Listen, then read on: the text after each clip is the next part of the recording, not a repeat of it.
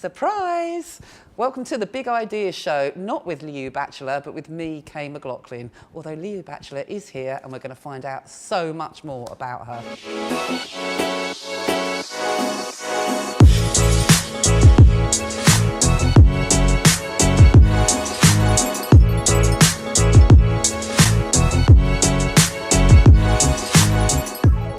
Back to the Big Ideas Show. We've turned the tables on Liu Batchelor and I'm actually going to be interviewing her today. Liu! This is a change, isn't it? I know, it's a bit weird. It's a bit odd. And do you know what? I'm really excited about this because I want to find out who is Liu Batchelor with a Big Ideas Show and all the other projects that you've done. So let's go back to the start. Where are you from originally? Folkestone. You're Folkestonian, born and bred in Folkestone. I think I was born in... you think you were born? I think it was Castle Avenue or Earls Avenue, that was it. I think you were going to say, I think I was born in 19-something or other. No, Earls Avenue. So, born and bred Folkestonian, attended Folkestone School for Girls, went off to uni. Where did you go to uni? Loughborough. And what did you study at Loughborough? Design engineering. That's really that's a really unusual subject, and not especially sort of for a female as well to get into engineering. What inspired you to go and pursue that? Well, it was kind of at school having these weird. Well, on one side I had art, on the other side I had maths, and those were probably my best subjects. And then kind of technology was the bit in the middle. And you know, it's like you go, well, I could go in at any level. Yeah. You know what?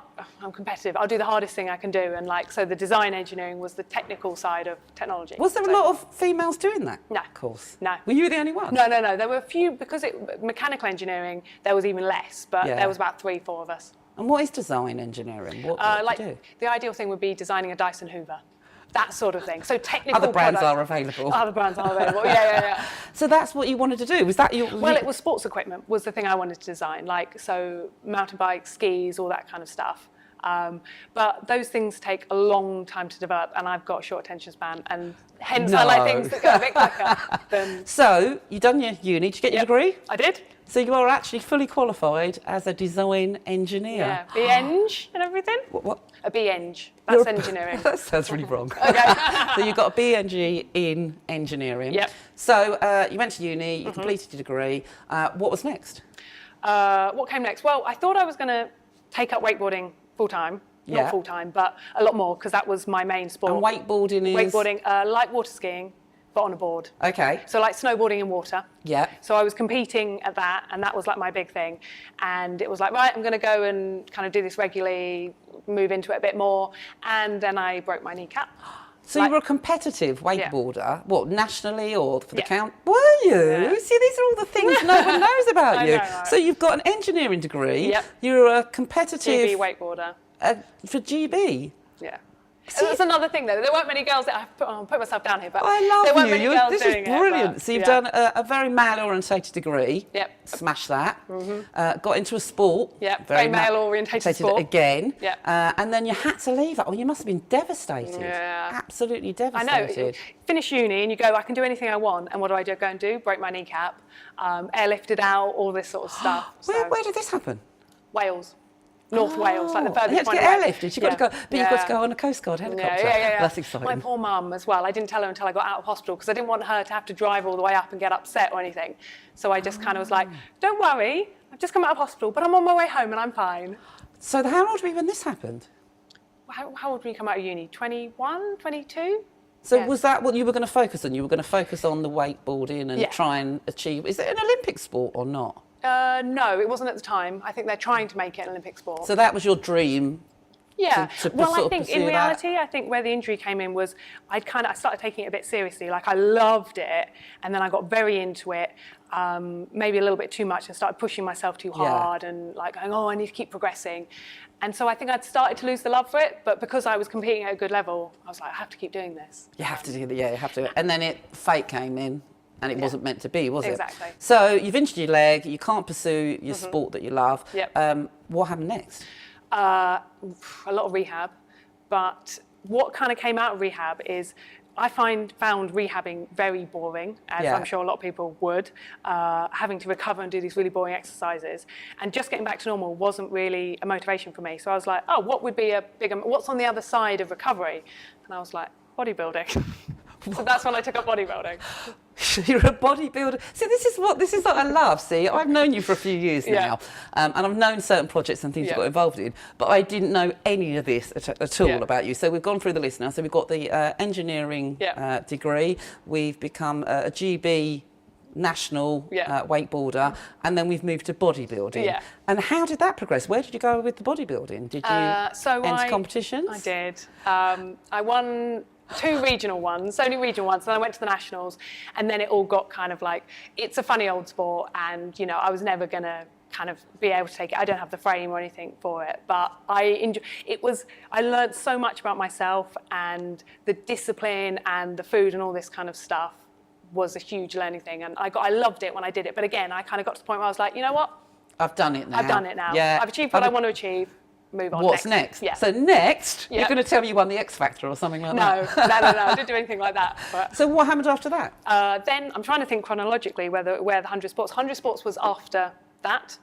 Which is when I first met you, because you were doing 100 sports in 100 days. Yeah.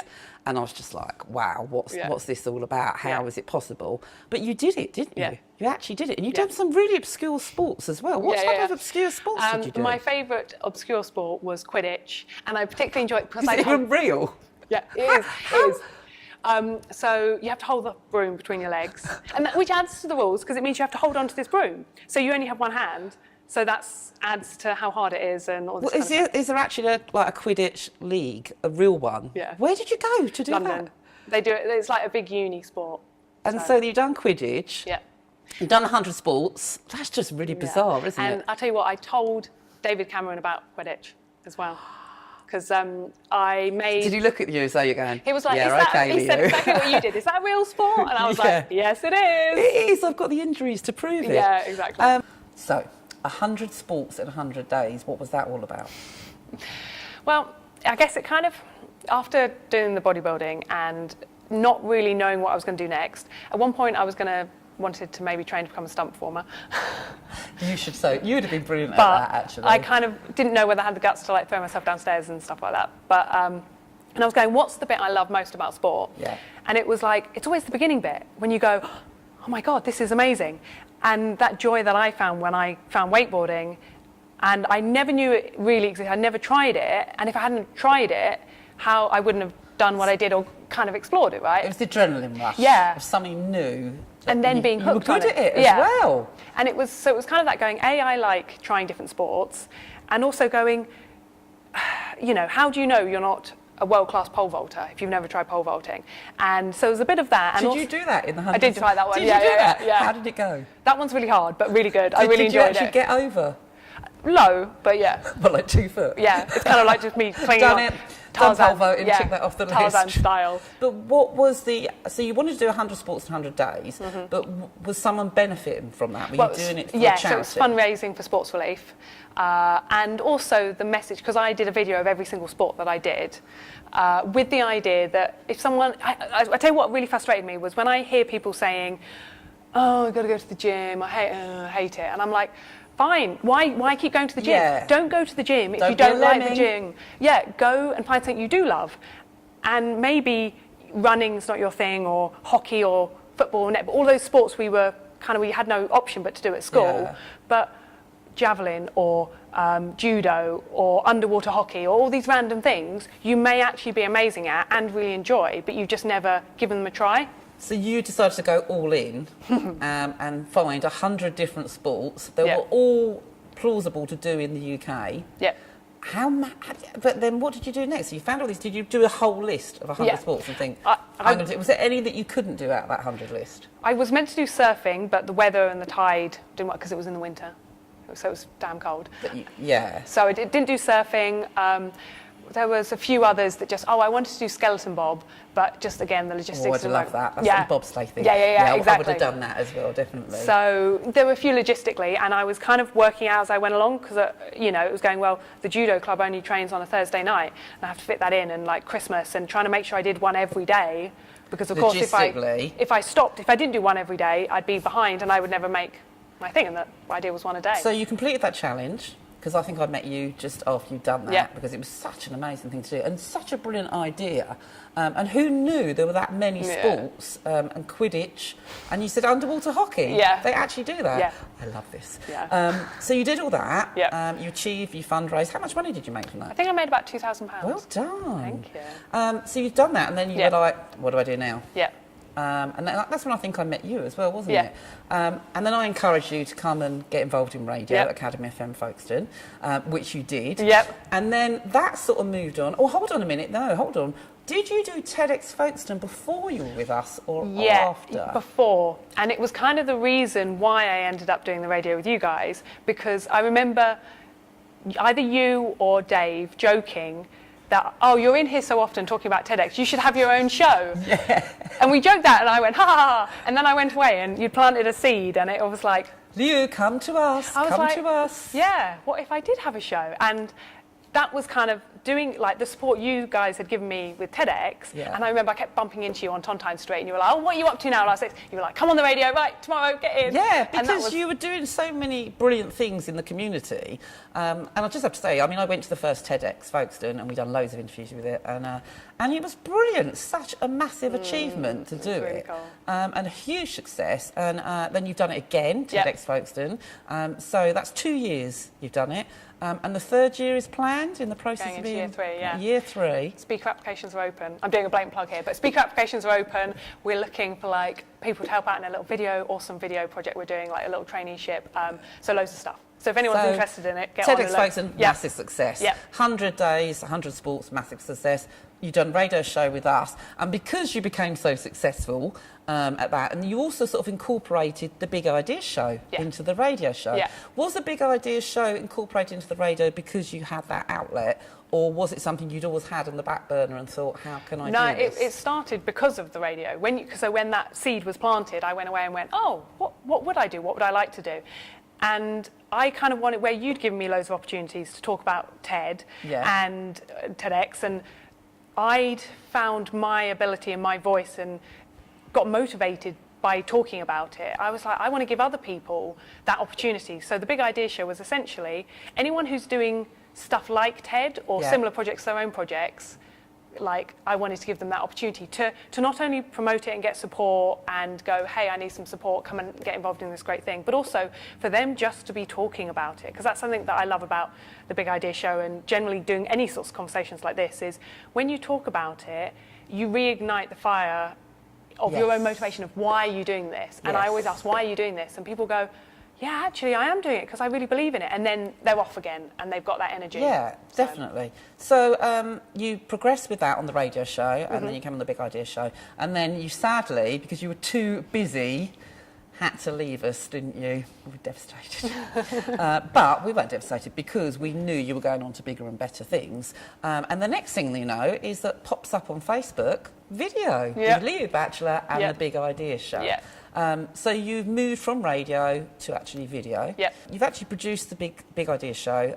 And how many videos have you actually shown now? I think in the end of the year, I think I'll be coming up to a year's worth of videos every week. Wow. So the format for that was you got local businesses in, wasn't it? Yeah. Well, it was a mix. Local business, local projects, anyone doing including our very own Dave Sharp. Indeed. Yes, sorry about that. He tried to break my set.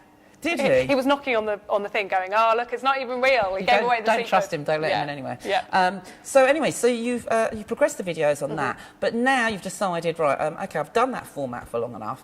How do I move on now? So what are the plans, what are the new future plans for the Big Idea show? Okay, so up in the last year, it's been awesome to give people that opportunity to share their ideas, their projects, their approaches, whatever it may be. But something that I'm a massive advocate for is, right, and now, how are you going to put it into action? And that's, you know, what TED's all about. It's like, right, idea, and then what do we need to do to take this to the world? And so I guess it's evolving the format so that it's community action-based and how we can bring businesses in to support more community projects, how we can give charities, social, community issues, challenges more of a voice and an opportunity to talk and bring all of those people together into one big mixing pot. So how the format is going to update is, at the moment, it's kind of individuals talking about their thing, right? But going forward, I want to have, the theme for the month is this. Yeah. This community challenge or issue or opportunity. For example, January is going to be sport. So, how can we use sport to benefit the community more? And kind of give people the opportunity to go, I've got a project that I want to talk about to do with sport, or I'm doing something, or I've identified an issue, and I'd love to come and talk about it.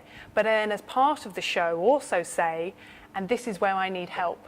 And the new format is all about talk about it, and then let's put it into action. How are we going to do that? And I'm doing it a bit as a road show, you could say. Yes, so the big idea is road show, because Yep. you're going to try and move to different locations. Yep.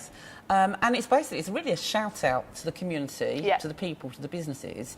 And it's a way of, because it's on video, people can see it again and again, can't Yeah. they? So Yeah. people can share it and say, look, you're moaning about the kids that got nothing to do, and you're saying they should be doing sports, there's nowhere to do it.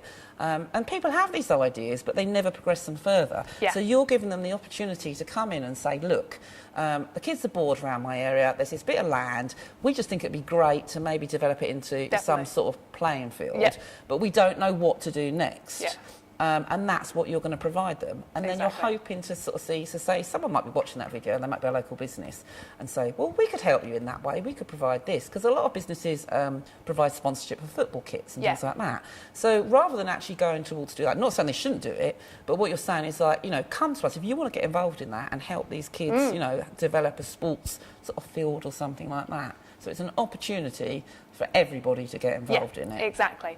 I mean, the idea of having it with a live audience, having it as like a little roadshow sort of thing, is that not only will people potentially see those shout-outs, but hopefully they'll be in the room. So it's essentially, for the January one, for the example one, the theme is sport. So anyone who's interested in sport, whether they're a guest and they're going to be speaking or not, get in the room and you can meet other people who are doing great projects. You may say, okay, this person who wants to use this piece of land, and there's a local building contractor there, and he can be like, well, we can help you with that because we're doing, and you also meet someone else who can go, well, we can provide this for you. And it's more, I believe that, it's kind of a modern corporate social responsibility in a way, but also the modern millennial mindset of everyone wants to contribute, everyone wants to help. But in what way can they do it? Exactly. We don't always know how to, and we might not want or be able to go down and volunteer at our local soup kitchen, and we might go, oh, well, how much is £10, donation here and there really going to do? But if you were to say, well, but my specialist skills are, I'm a designer, and you know what, I can help you with your logo, or I do marketing. You know what I'll do? I'll donate my time, which is far more valuable. Even an hour a week. Exactly. I'll tell you what I find as well is a lot of mums who have children have had big careers, and are really qualified, and then suddenly they're just mum. And, the children are at school or at nursery, and they're like, they don't know what to do because they can't go out and get a full-time job sometimes. And then sometimes just to keep their sort of hand in the game, they can say, well, look, I am a graphic designer. I design websites. That was my career. I'm currently a mum, trying to juggle it. I can't work all the time, but I could do this. So they're still using their brains. Exactly. And they're still sort of got their hands in and they're involved. And it's just something simple like that. Or social media. A lot of businesses or groups, like charitable groups, volunteer groups, don't really have social media because the people involved in it really don't know how. But someone could say, do you know what? I'm going to come and help you sort that out. I'll fix that for you. I'll give you an hour a week. And it's just small things, isn't it? It doesn't have to be massive or loads of money. Exactly. So your plan is to do the roadshow. So the big idea is roadshow, different locations, but it's going to be a live event as well. So you're going to film it. And is it going to be a Facebook live, or is it going to be a filmed and then put on? At the moment it's going to be filmed and it'll still go out in the same format that it does at the moment, once a week on a Sunday, but it'll all be 4 episodes, a month worth of episodes will be filmed in one night. So there's that added benefit of, an instant impact of meeting different people who all share a same passion or vision or want to help with a relevant project. So Folkestone's pretty good anyway because people like to help, don't they? And if they can help, they do like to help. And people are very much yes people in Folkestone as well. Definitely. I've known that from experience. Or people say, if you say to them, oh yeah, I'm really struggling with this, and people go, oh, go and see so-and-so. So even the fact that someone in that audience could be sitting there and say, do you know what, I know the perfect person or the perfect business. And they pick up the phone. We'll get them to message you. And so that's what it's all about. So this is what you're planning to do. So the Big Ideas Show is becoming a Big Ideas Roadshow, going around Folkestone. When are you planning to start all this off? So it's going to, the newer format will go out from January, the beginning of January, with obviously New Year. It's always got to be sport. Location, have we got a location yet? May well be in this very venue. In here? Indeed. So like where TEDx was held, had to be, didn't it? Really? Yeah, exactly. So that'll go out in January, but it's actually going to be filmed in December. So it's going to be filmed on the 10th of December. Which I believe is a Monday, and I'm looking for people who, I'm going to be putting a poster out very soon. By the time this goes out, probably be out, shouting out for people who want to suggest, nominate people, ideas, either an idea that they've got or something they're already doing, and to be able to go, hey, I want to come and talk about this, and to kind of sit where I am now and have me just kind of go, so what's it all about? Why do you love it? What do you need? Who benefits? Is it got to be a community sort of minded project? No, it's, I mean, I guess this is one of my values, that it's not all, I think business, there's so much that local small business and community, charity, whatever you want to call it, social can all come together. And that's what I hope the show will do. Will bring, like, the current format is, there's a bit of community and a bit of business. And I've always gone, they need to be like this. And that's what I hope the new format will be. So I welcome kind of people from businesses, small businesses, professionals, but it's not about promoting a commercial agenda. It's a bit like TED in the values of share an idea that you may apply on your business, but it's about the idea and how other people can take that idea on, not about you making money. So everybody benefits from it. And I mentioned earlier, I just said there's like a community project up at the top of Dover Road where they paint all the railings. And the residents do that, the Residents Association do that. And it's something like that, isn't it, where they say, look, we're painting all the railings to make them look lovely. They look brilliant. I love them up there. It makes me feel happy when I drive up there. But it might be something simple as saying, like, you know, we need paint. Has anyone got old cans of paint that we can use? And then a local business, there might be a painter and decorators who say, we've always got loads of paint left over. We'll hand, you know, it's just one of them. And you know what? And also giving anyone who does support from a business point of view that they get recognition for the fact that they've done something good, they've contributed, because then it helps small business. I think it's very easy, isn't it, to support community stuff because, you know, it's doing good things, but also being able to support in a fair way, you know, people professionally, but, you know, small businesses that need benefits. A leg up as well. And by them being helpful and kind and providing leftover paint, then people might go, well, actually, I need a painting job. Exactly. So everybody's benefiting from it. And if they benefit, they're then more likely to put in more the next time and go, that worked really well for us, so we're going to support more community projects. And everyone wins, right? Definitely. So the Big Ideas Show becomes the Big Ideas Roadshow. Filming in December, possibly at the Folkestone Quarter House. And then you're going to start the projects in January. Right, if people want to apply, or if they want to find out more about you, Liu Batchelor, the design engineer, the champion wakeboarder. What was the other thing as well you were as well? Bodybuilding. Bodybuilding as well, so we're just adding that to the list. How should they find out more about the project? How should they contact you? So the Big Idea Show on Facebook will be the place where I'm going to be putting out a poster that says everything about how to get involved, an open call out. What about if they haven't got Facebook? What about some of these groups? It will also go out on Twitter, LinkedIn. The event will be listed as an Eventbrite piece. Are you going to put posters up and leaflets up around town? Going to try to, So you're basically going to just like plaster everything everywhere and say, look, this is for you, this is your benefit, come along and get involved. And that's the thing, if people have got ideas about how and can help promote the project, I think that's the thing. It's like, shout out to anyone who can say, I can distribute some posters for you or share it on my page. People that's where I need the dogs, help. Things like that, you know, just like, some people are just sort of stuck where they just want something to do and they might not be able to work, but they can help in some way. So it's all about helping each other within the community of Folkestone. Exactly. So, Big Ideas Roadshow starting in January. Anything else we've got to mention that we should mention? Oh my God, it feels like so much already. I know, we've covered everything, haven't we? We've covered everything. Well, I think it's turned. I'm going to hand the show back to you now, Liu, and you can say goodbye to everybody, because it is Liu Batchelor, I can't even say your name properly, Liu Batchelor's Big Idea Show. Well, thank you very much, Kay. And I have to say thank you to Academy, because if it wasn't for you guys planting that seed and giving me the opportunity on radio, then the Big Idea Show wouldn't have happened. So Academy FM Folkestone, you can thank us. Yes, exactly.